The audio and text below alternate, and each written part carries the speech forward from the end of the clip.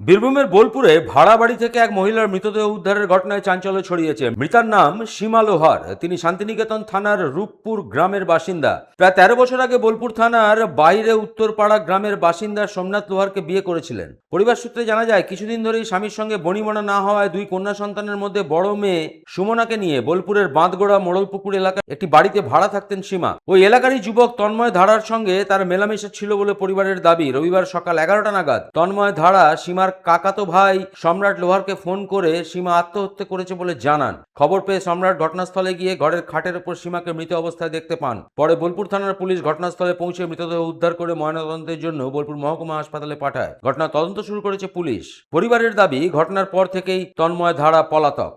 কাজের ক্ষেত্রে ছিলাম। এবার আমার দিদির বিয়ে হয়েছিল বাইরেই উত্তরপাড়াতে বিগত 13 বছর আগে। তা কিছু সময় আগে বোলপুর বানগোড়া মোড়লপুকুরে এখানে ভাড়া বাড়িতে বসবাস করতো। ভাগ্নিও থাকতো আর একটা ছেলে সদ্য ছিল, ছেলেটার নাম তন্ময় ধারা। তা ওই ছেলেটা হঠাৎ আমাকে সামথিং 11টা 48 দিকে ফোন করে।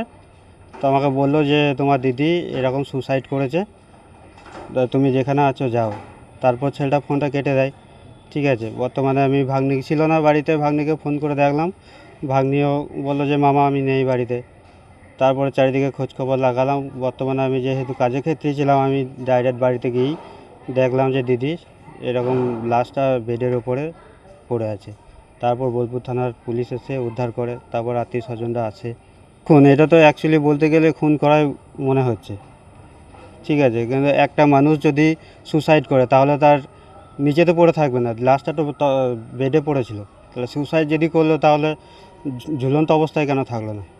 বর্তমানে তো আপনার তন্ময় ধারার সাথেই থাকতো, তা ওকেই জিজ্ঞাসাবাদ করা যাক থানা থেকে।